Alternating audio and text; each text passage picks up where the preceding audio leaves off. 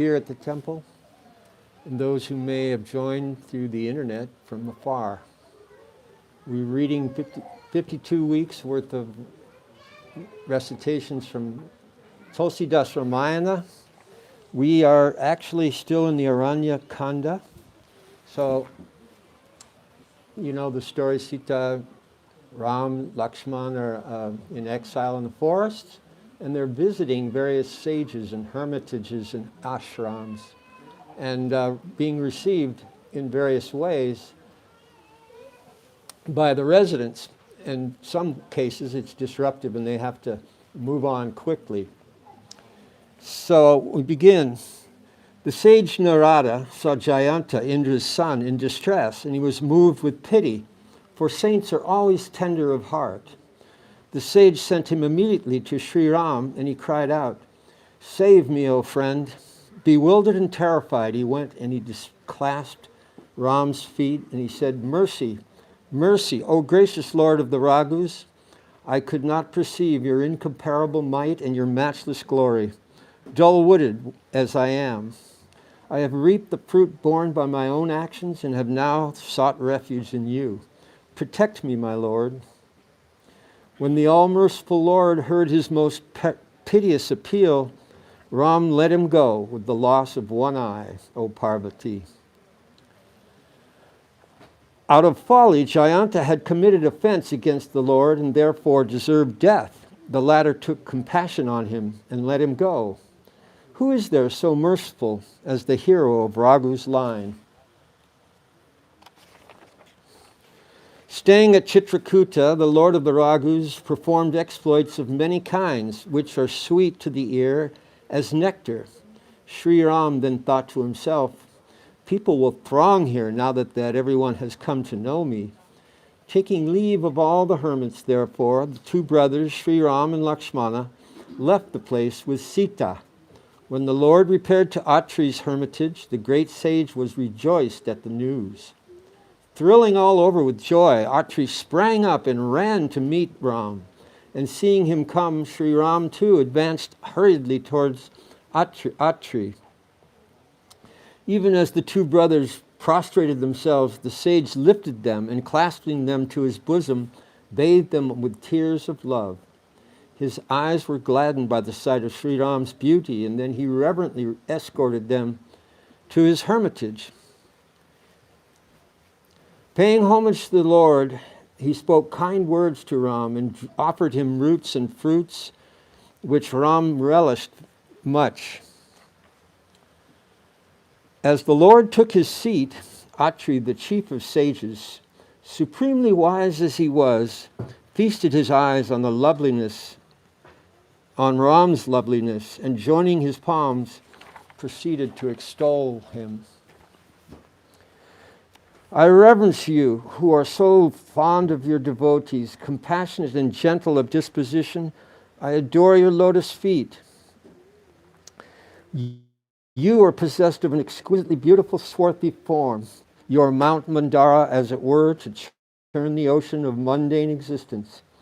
You have eyes like the full-blown lotus, and did your votaries of pride and rid your votaries of pride and other vices. Immense is the might of your long arms, and immeasurable your glory. You carry on your person a quiver, a bow, and an arrow. O Lord of the three worlds, the ornament of the solar race, you broke the bow of the great Lord Shiva, delighting the greatest sages and saints. You crushed the host of demons, the enemies of gods. You are an object of reverence to Lord Shiva and are adorned by Brahma and other divinities. An embodiment of pure consciousness, you destroy all evils. I bow to Lakshmi's Lord, the fountain of joy and the salvation of saints. I adore you with your spouse Sita and your younger brother Lakshmana, yourself a beloved brother of Indra, Sachi's Lord. Men who worship the sole of your feet are free from jealousy. Sink not into the ocean of metempsychosis, turbulent with the billows of wrangling. They who, living in seclusion, constantly worship you with their senses, and mind, fully subdued for the sake of attaining liberation, are able to realize their own self. I adore him, the mysterious Lord, who is one without a second, desireless, all-powerful, and omnipresent, the teacher of the world, eternal, transcending the three gunas, sattva, rajas, and tamas, and absolute self-existent. I adore him who is fond of devotion, who is most difficult of access to sensually minded strivers, but who is a wish-yielding tree to those his own devotees, nay, who is so and so easy to worship from day to day. I bow to Sita's Lord, King Ram, of matchless beauty. I reverence you. Be gracious to me and grant me devotion to your lotus feet. Men who recite this hymn will reverence undoubtedly attain your abode, acquiring devotion to your feet at the same time. Having prayed thus, the sage bowed his head, and joining his palms together, he spoke again. My mind, O Lord, may never abandon your lotus feet. Then Sita, who was so good-natured and modest, met Anasuya, Atri's wife, and clasped her feet. The sage's wife felt extremely pleased at heart. She was blessed. She blessed Sita, and seeing her by her side, arrayed her in heavenly robes and ornaments that remained ever new, clean and charming. In affectionate and mild tones, the holy lady then proceeded to discourse on some of the wifely virtues, making Sita an occasion for such discourse. Listen, O princess, a mother, a father, and a brother, they are all kind, but they bestow only limited joy. A husband, however, bestows unlimited joy in the form of blessedness. O Vidyeha's daughter, vile is the woman who refuses to serve her husband. Devotion of body, speech, and mind to her Lord's feet is the only duty, sacred vow, and penance of a woman. There are 4 types of faithful wives in this world. So declare the Vedas, the Puranas, and all the saints. A woman of the best type is convinced in her heart of hearts that she cannot even dream in this world of a man other than her Lord. The middling woman regards another's husband as her own brother, father, or son, according to his age. But she who is restrained by considerations of virtue or by the thought of her race is declared by the Vedas as a low woman, and know her to be the lowest woman in this world, who is restrained only by fear and want of opportunity. The woman who deceives her husband and loves a paramour is cast into the worst form of hell, known by the name of Raurava. The woman who sincerely takes a vow of fidelity to her husband easily attains the highest state, while she who is disloyal to her Lord is widowed as soon as she attains her youth, wherever that may be reborn.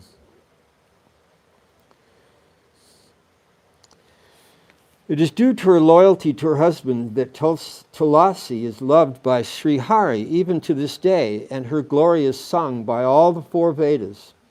Listen, Sita, women who maintain their vow of fidelity to their husband by invoking your very name, Sri Ram being dear to you as your own life, it is for the good of the world that I've spoken to you on this subject. Janaka's daughter Sita was overjoyed to hear the discourse and reverently bowed her head at the feet of Anasuya. The all-merciful then said to the sage, the all-merciful Ram then said to the sage, with your permission, I would go to some other forest. Continue to shower your grace on me, please, and knowing me to be your servant, never cease loving me. Hearing these words of the Lord, who was a champion of virtue, the enlightened sage lovingly replied, you are the same Ram, the supreme deity, the beloved of the desireless, and the friend of the meek, whose favor is sought by Brahm, the unborn, Lord Shiva, the sage Sanaka, and all other preachers knowers of the highest reality. And yet you are addressing such polite words to me. I now understand the wisdom of Sri Goddess Lakshmi, who chose you as her Lord to the exclusion of all other gods. How can he who is unequaled and unsurpassed by anyone else be less amiable than he is? How can I say, you may go now, my Lord? How can I say, you may go now, my Lord? Tell me, my master, knowing as you do the hearts of all. Having spoken thus, the sage kept gazing on the Lord, thrilling all over with emotion in his eyes, flowing with tears. Thrilling all over with the excess of love, the sage riveted his eyes on the Lord's lotus face. He thought to himself, what prayers did I mutter, and what austerity did I perform, that I was enabled to behold with my own eyes the Lord who is beyond all knowledge and transcends the three gunas, as well as the senses and the mind.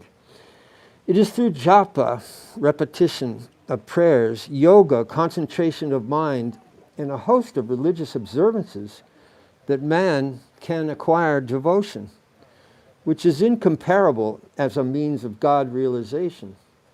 So does Tulsidasa sing the all-holy exploits of Sri Ram, the hero of Raghu's line, day and night. The praises of Sri Rama destroy the impurities of the Kali age. They subdue the mind and are a source of delight. Sri Rama remains ever propitious to those who listen to the praises of Ram with reverence. This terrible age of Kali is a repertory of sins. Piety, spiritual wisdom, yoga or japa are out of place in this age.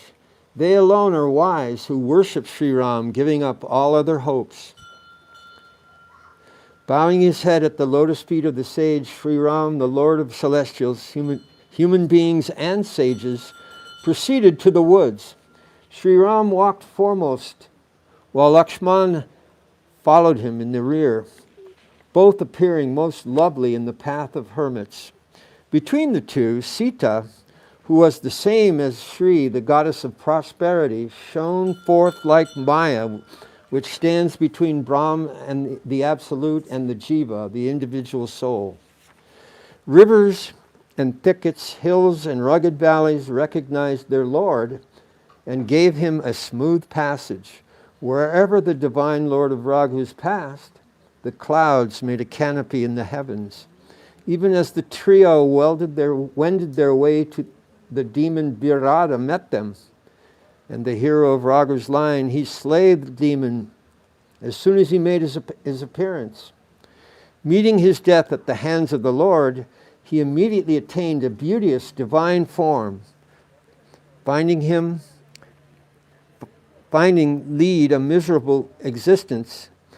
that the demon led a miserable existence, the Lord sent him to his own abode.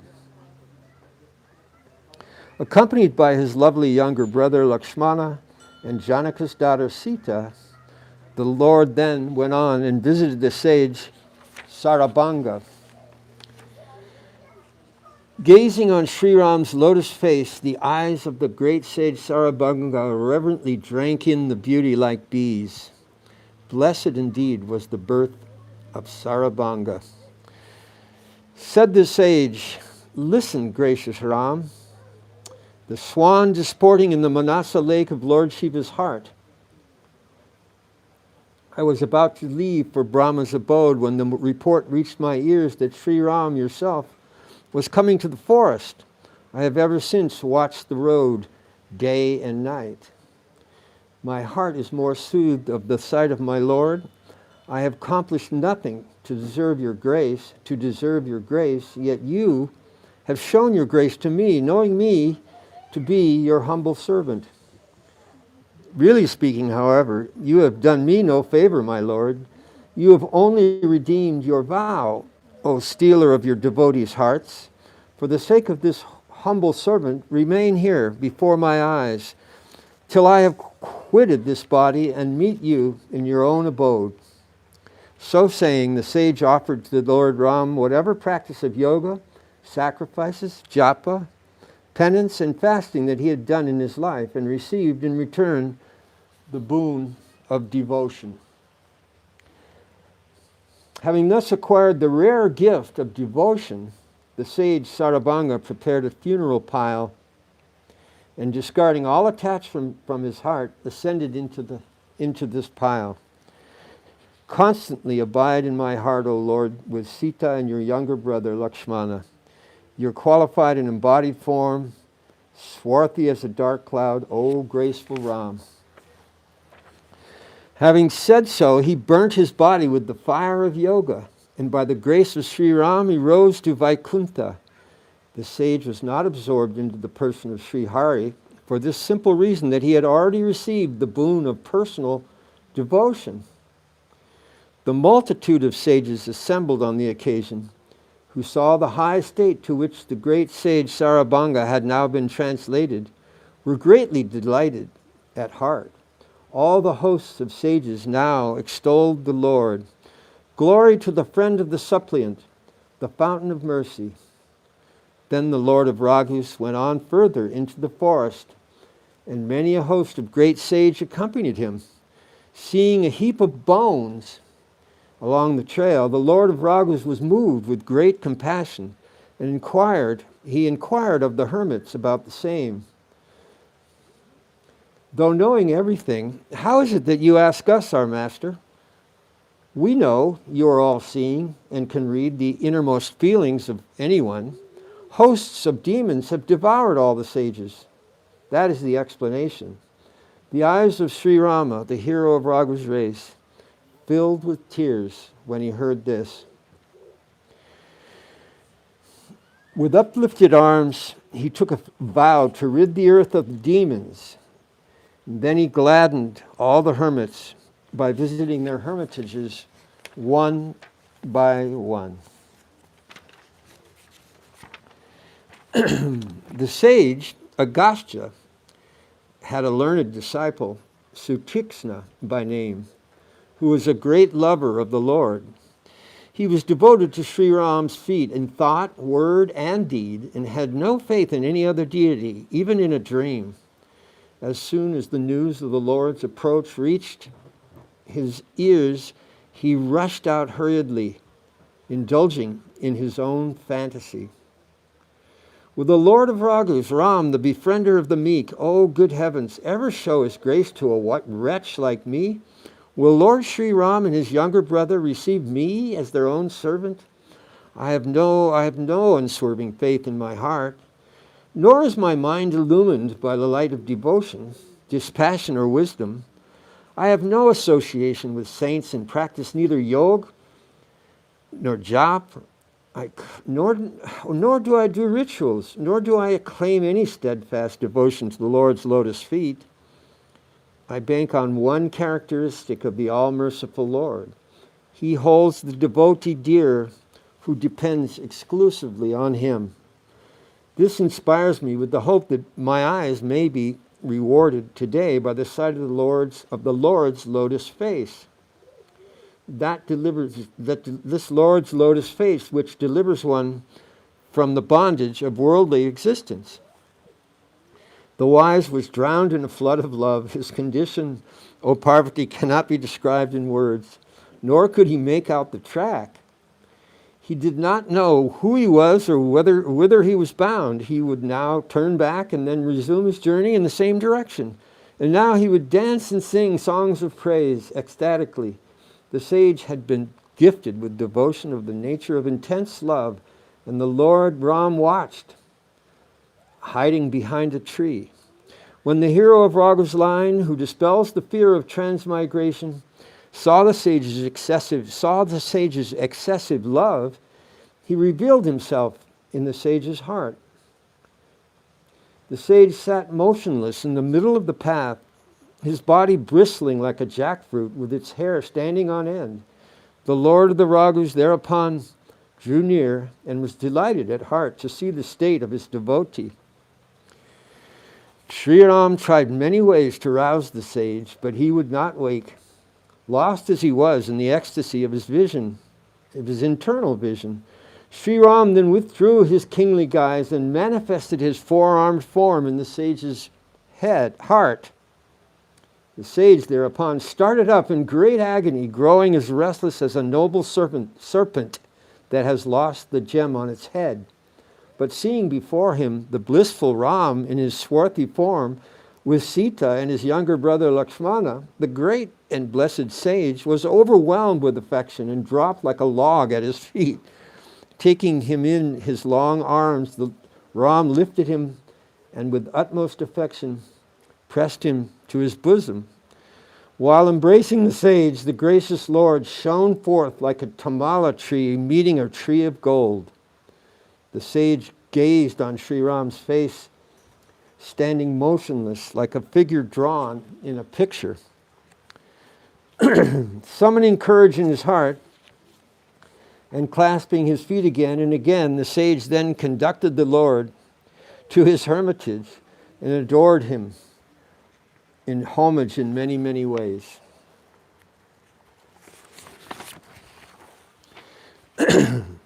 Said the sage, "Listen, O Lord, to my prayer. How am I to hymn your praises? For immeasurable is your glory, immeasurable is your glory, and scant is my wit, which is as insignificant as the flash of a firefly before the sun. I constantly glorify Sri Ram, the chief of Raghus, with a body dark as a string of blue lotuses, wearing a crown of matted locks on his head and clad in a hermit's robes, and carrying a bow and arrow in his hands, with a quiver fastened to his waist, the fire which consumes the thick forest of delusion, the sun that brings delight to the lotus-like saints, the lion who kills the herd of elephants in the form of demons, the hawk that kills the bird of metempsychosis. May he ever protect us. I extol Sri Ram, whose eyes resemble the red lotus, who is elegantly dressed, who is a full moon to Sita's Kakora-like eyes, who is a cygnet disporting in the Manasa lake of Lord Shiva's heart, and who has a broad chest and long arms, a Garuda to devour the serpent of doubt, the queller of despair induced by heated controversy, the uprooter of transmigration, the delighter of gods, the embodiment of compassion. May he ever protect us. I sing the praises of Sri Ram, the reliever of earth's burden, who is both with and without attributes, who is partial as well as impartial, who transcends knowledge, speech, and the senses, and has no peer, nay, who is all pure, all comprehensive, faultless, and unlimited, a veritable garden of wish-yielding trees to his devotees, who keeps away wrath, greed, pride, and lust, who is most urbane in manners and the bridge to cross the ocean of mundane existence. May that champion of the solar race ever protect me. Matchless in power of arm, the home of strength, the armor for the protection of righteousness, endowed with a host of delightful virtues, may that Ram, whose very name wipes out the greatest sins of the Kali age, be ever propitious to me. Even though he is passionless, all-pervading, imperishable, and never dwelling in the heart of all, and ever dwelling in the heart of all, let him abide in my thoughts as the slayer of Kara, roaming about in the woods with his younger brother Lakshmana and Sita. Let alone, my Lord, those who know you to be both with and without attributes, and the witness of all hearts. As for myself, may Sri Ram, the lotus-eyed Lord of Kosala, take up his abode in my heart.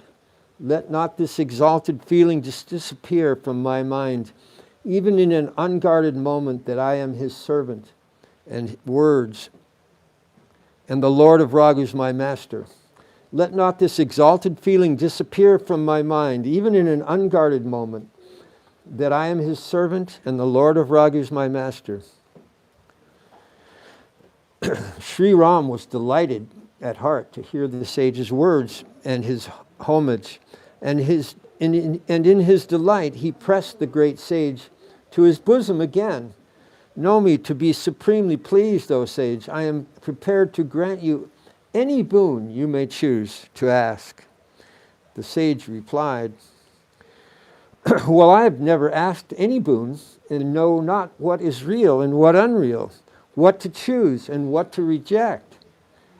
Therefore, O delighter of your devotees, grant me that which pleases you, O Lord of Raghus. May you become a repository of worldly wisdom and goodness, as well as an intense devotion, dispassion, and spiritual wisdom, said Ram. The sage said, I have received the boon that my Lord has been pleased to grant. Now tell me what it is to be cherished by me. Now tell me, what is it to be cherished by me? Armed with a bow and arrow and accompanied by your younger brother and Janaka's daughter Sita, O Lord Sri Ram, pray, dwell forever like a moon in the firmament of my heart, though free from every desire. So be it, said Sri Ram, the abode of Lakshmi, as he joyously started on his visit to the Jar-born sage Agastya. It is a long time since I last saw my guru and came to live in his hermitage. Now, my lord, I will go with you to see my guru. Thus I am not putting you under any obligation. The fountain of mercy Ram saw through the sage's cleverness, and both the brothers smiled as they took him with them, discoursing on the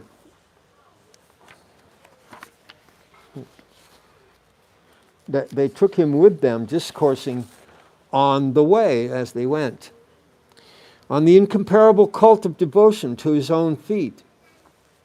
Sri Ram, the king of gods, arrived at the hermitage of the sage, Agastya. Sutiksna immediately saw his guru, and after prostrating himself before the latter, thus addressed him, My lord, the two sons of King Dasaratha, Kosala's lord, the support of the world, have come to see you. Sri Ram, accompanied by his younger brother Lakshmana and Videha's daughter Sita, whose name you repeat night and day, venerable sir. Agastya started up as soon as he heard this and ran at the sight of Sri Hari, his eyes filled with tears. The two brothers fell at the sage's lotus feet, and the sage took and clasped them to his bosom with the utmost affection. Courteously inquiring after their welfare, the enlightened sage conducted them to a magnificent seat, and then offered worship in various ways to the Lord Ram, saying, There is no other man so blessed as I am. Whatever other sages have assembled there, were all delighted to behold the fountain of joy. As he sat in the midst of the assembly of sages with his face turned towards all and their eyes fixed on his moonlight face, they seemed like a bevy of kakora birds gazing on the autumnal moon. Then said Sri Ram to the sage, Agastya, I have nothing to hide from you, my lord. You know what for I have come. That is why, holy sir, I have not dwelt at length on this point. Now, my good sir, give me some advice, by following which I may be able to kill the enemies of the hermits. The sage smiled when he heard the Lord's remarks. With what intention have you asked me this question? It is by virtue of my devotion to you, O destroyer of sins, that I know a bit of your glory. Your Maya, creative potency, is like a huge tree of the species known by the name of the Udumbara, with the countless multitudes of universes for its clustering fruits. The animate and inanimate beings inhabiting the various universes are like the insects that dwell inside the fruits and know of no other thing than fruit besides the one they inhabit. The relentless and dreadful time-spent spirit devours these fruits, but even that all-devouring time ever trembles in fear of you. You, who are the suzerain lord of all the regional lords, have asked my advice as though you were an ordinary human being. I ask this boon of you, O home of mercy. Pray, dwell in my heart with your spouse Sita and younger brother Lakshman, and let me have intense devotion. Let me have dispassion, fellowship with the saints, and unbroken love for your lotus feet. Even though I know you to be the same as the indivisible and infinite Brahm, the Absolute, who can only be realized and cannot be known by any other means, and is adored by the saints, and even though I depict you as such, I feel enamored of your qualified form again and again. You have always exalted your servants. That is why you have thought fit to consult me, O Lord of Raghus. There is, my Lord, a most charming and holy spot. It is called Panchavati. Sanctify the Dandaka forest where it is situated, and redeem it from the terrible curse of the great sage Sukrakarya. Take up your abode there, O Lord of Raghus line, and show your grace to all the sages. On receiving the sage's permission, Sri Ram departed and drew near to Panchavati in a short while.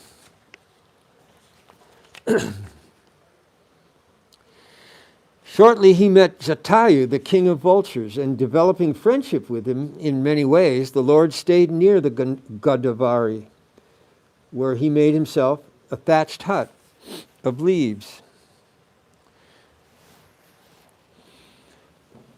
From the time Sri Rama took up his abode there, the sages lived happily and were rid of all their fears. The hills, woods, the streams and lakes were suffused with beauty and grew yet more lovely day by day while Ram was present. The birds and the deer were full of joy, and the bees, with their sweet humming, looked very charming.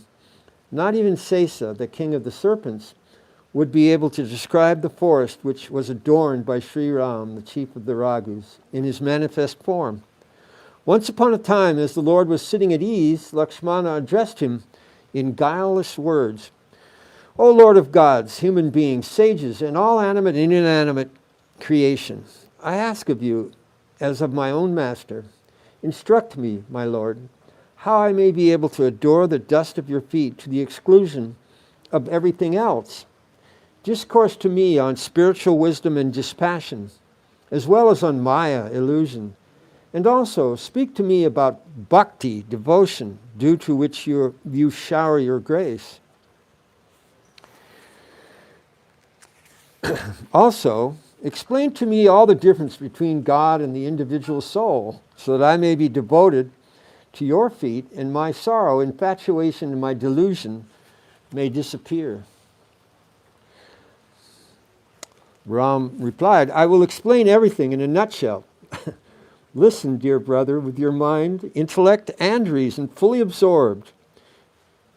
The feeling of I and mine, and you and yours, is Maya, illusion, which holds sway over all created beings. Whatever is perceived by the senses and that which lies within the reach of the mind, know it all to be Maya, and hear of its divisions too. They are two, knowledge and ignorance. The one, ignorance, is vile and extremely painful and has cast the jiva into metapsychosis. The other, knowledge, which brings forth the creation and which holds sway over the three gunas, sattva, rajas, and tamas, is directed by the Lord and has no strength of its own. Spiritual wisdom is that which is free from all blemishes in the shape of pride, greed, etc., and which sees the Supreme Spirit equally in all. He alone, dear brother, should be called a man of supreme dispassion, who has spurned all supernatural powers, as well as the three gunas, of which the universe is composed, as if it was all no more account than a blade of grass. That alone deserves to be called a jiva, individual soul, which knows not Maya, nor God, nor one's own self. And Shiva is he who awards bondage and liberation according to one's deserts, transcends all, and is the motivator of Maya. That alone deserves to be called a jiva, which knows not Maya, nor God, nor one's own self. And Shiva is he who awards bondage and liberation according to one's deserts, transcends all, and is the motivator of Maya. Dispassion results from the practice of virtue, while spiritual wisdom comes from the practice of yoga, concentration of mind. And wisdom is the bestower of liberation. So declare the Vedas, and that which melts my heart quickly, dear brother, is devotion. Devotion, which is the delight of my devotees. It stands by itself and requires no other prop, whereas jhana, knowledge of God in his absolute formless aspect, and vijnana, knowledge of the qualified aspect of God, both with and without form, depend on devotion. Devotion, dear brother, is incomparable and the very root of bliss. It can be acquired only by the favor of the saints. I now proceed to tell you at some length the means of acquiring devotion. Devotion is an easy path by which men can find me. In the first place, a man should cultivate excessive devotion to the feet of the Brahmanas, and secondly, he should remain engaged in his own duty according to the lines laid down by the Vedas. This induces an aversion to the pleasures of the sense, and dispassion, in its turn, engenders a love for my cult, the cult of devotion. This will bring steadfastness in the 9 forms of devotion, such as Shravana, hearing of the Lord's praises, etc. And the mind will develop an excessive fondness for my sports.